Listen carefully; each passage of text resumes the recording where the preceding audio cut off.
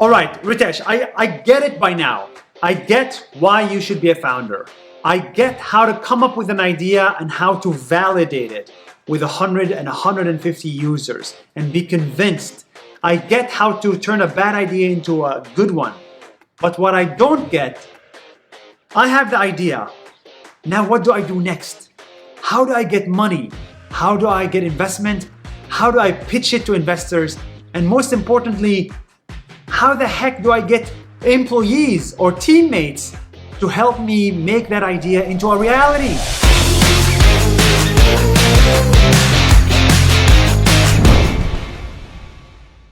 Remember, great companies can never be built by one person or have never been built by one person. So begin by wanting to talk about the idea to at least a few people around yourself who you trust will give you honest feedback about the challenges, questions, and problems that you have. Once you know that, try and write it down.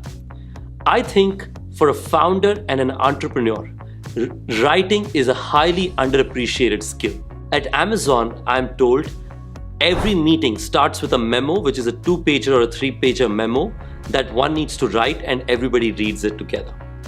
So I encourage you to write down what you find exciting about the idea that you want to pursue. How do you explain it in 2 or 3 lines if you need to? Once you know that, you should write a few important questions that you would have asked if somebody else pitched you this idea. What's the competition like? Why would you be successful versus anybody else? Would you even make money doing this? Will people pay you for this? Why are you the first person who will try and make this happen?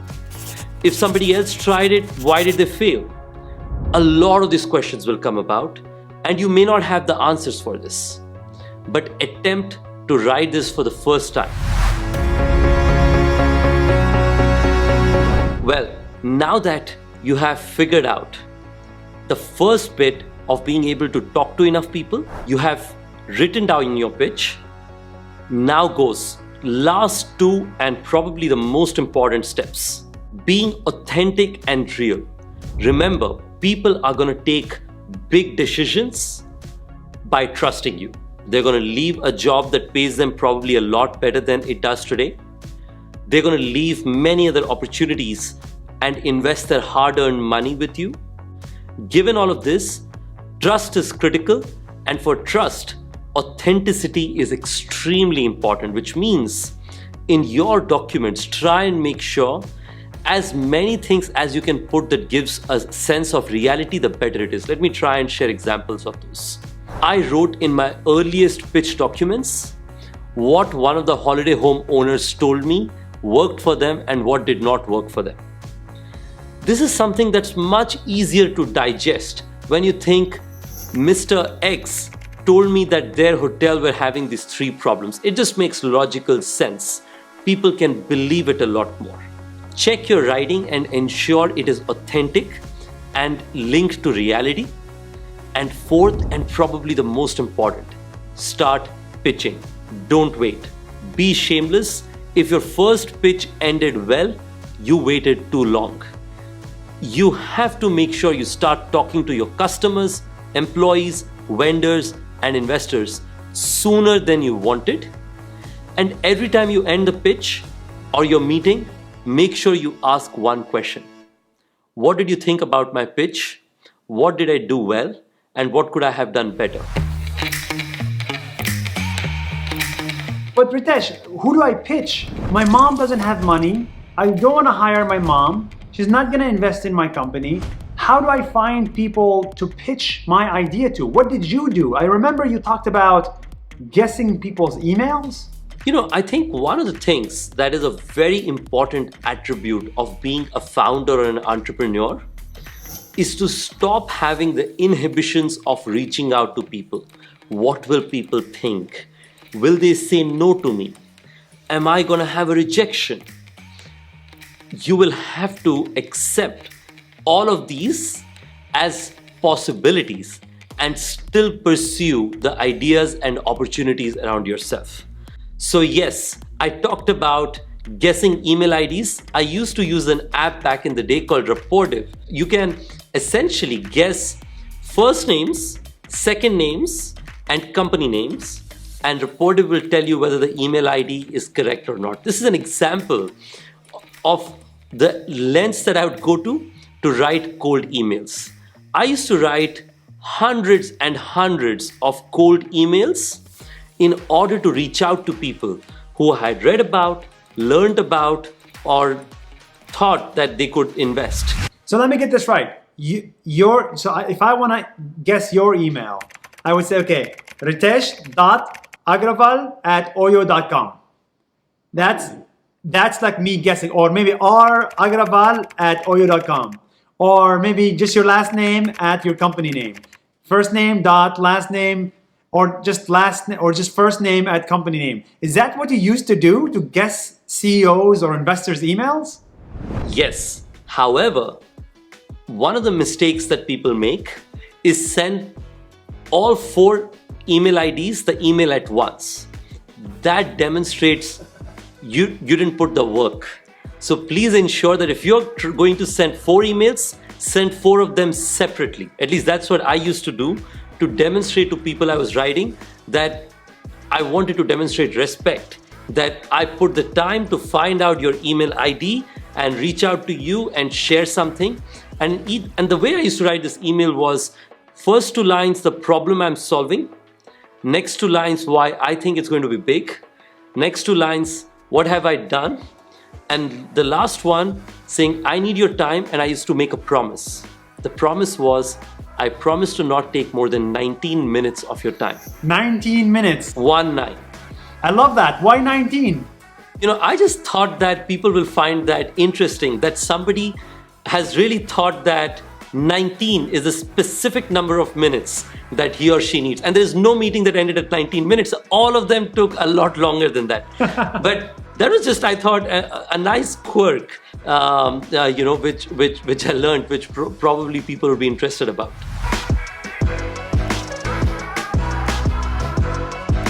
When I started, almost no emails worked. There are a few that people would pick up, but it improved over time to probably 15 to 20% at best. So even at my best, I used to be rejected 80% of the times. And in few places, I'm actually happy that I got rejected, because when I was starting the company, I actually reached out to multiple hotel CEOs in India, and I told them, I don't think I'm good at this. So I want you to take this business up, and I want to come work with you to build this business. And none of them responded. So I'm frankly thankful in retrospect that most people didn't respond. But on the other hand, just remember that you're going to be rejected majority of the times, but the few moments where people are willing to give you time and engage with you, those are the ones that matter. You did this to find investors and teammates at the same time, correct? Investors, teammates, hotel owners, and customers.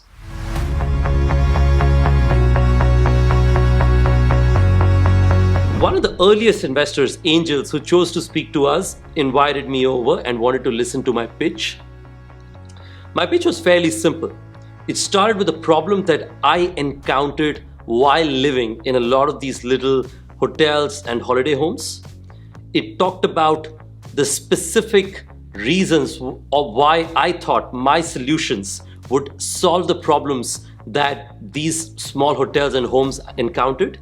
I talked about the economics, saying that why I thought it will make money, that if I send a booking to them, they'll pay a fee because they need more business. I talked about the competitive landscape, that is, nobody was focusing in going deep in this specific segment. And in that, the way to stand out is to have 3 things. First is to demonstrate why you feel so passionately about the idea that you're pursuing. The second is to have absolute clarity about what you're going to do for the next 6 months. Remember, in your pitch, people are not being convinced about what you did before coming into that pitch. People have to be convinced about you being able to take that pitch and deliver something better into the future. So you need to have a view of the future, which frankly nobody else would have as close to as you do. So for instance, I was asked, how many hotels will you be able to bring to your platform in the next 6 months? I said, I have two sales guys who bring two hotels each. I'm not anticipating to hire more salespeople for the next 3 months because I want to keep improving my idea. Because of which, in the next 3 months, I think I would be able to add, give or take, 10 to 12 hotels. This is one of the many questions you'll encounter. And I have seen more often than not, a lot of times entrepreneurs don't have a clear opinion about the future. They say, once I get the capital, once you join my company, once you come use my service, that's when I will start thinking about the future. I would encourage you to think a little bit further ahead before you go and pitch. So do your homework with investors, without investors, it doesn't matter. Just do your homework for yourself, and people can tell if you're authentic and you're a train that's going to the destination with or without them. One of my mentors said, everybody wants to join momentum. Anybody who's waiting for investors to bring momentum, investors think that this entrepreneur is not really an entrepreneur yet. He's just an manager for the investors, and no investors want to invest in managers. Investors want to invest in entrepreneurs who are going to be successful no matter what, and investors can be successful as well if they choose to be a partner with such a successful entrepreneur.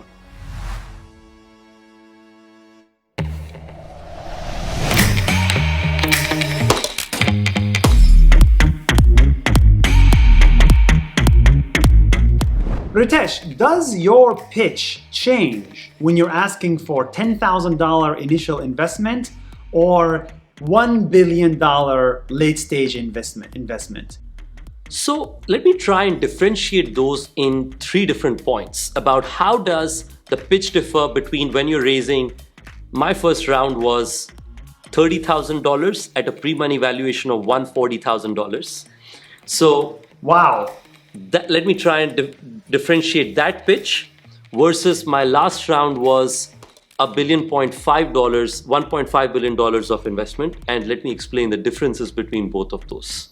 The first is the idea you wanted to build gets translated into a mission and a product that you're servicing.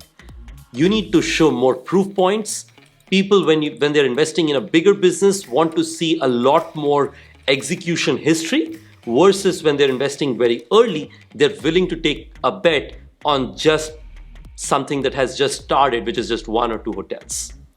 The second, being able to talk about proof points and data points is extremely crucial when you're talking about raising capital at a very large scale, wherein I demonstrate data of customer cohorts for the last 5 years, hotel owner cohorts for the last 4 years, economics and profitability improving in specific core markets over the last 3 years.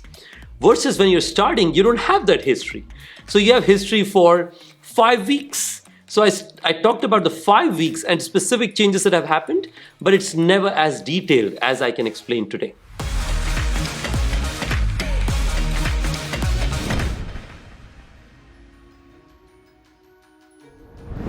Before I conclude, let me try and call out a few hacks that will help you make sure that your pitches are better and you can bring new employees, raise new capital, and many others.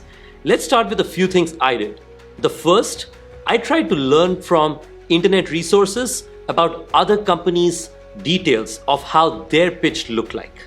The second, I highly recommend you make a profile on angel.co, and you will find a wealth of pitches of so many companies around there. I would encourage you to make your own pitch to use the right format from angel.co. The second resource for you to watch out is people you should reach out to and the way to think about various companies and their opportunities.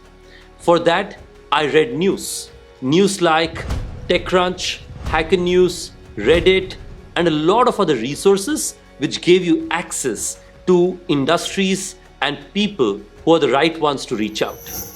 The third is once you know the people you want to reach out, more often than not in this new world, people are willing to share their coordinates with you, with technology and entrepreneurship evolving. But if not, find out the email ID write to people, make sure to be concise, and at the end, ask people if they are not interested to ask one of their friends or somebody they know to be able to introduce, and make sure that relationships remain forever. The people who I wrote cold emails to many years back, today I reach out to them again for newer business relationships, and we can have a good chuckle about having had that cold email that I wrote to them 6 or 7 years back.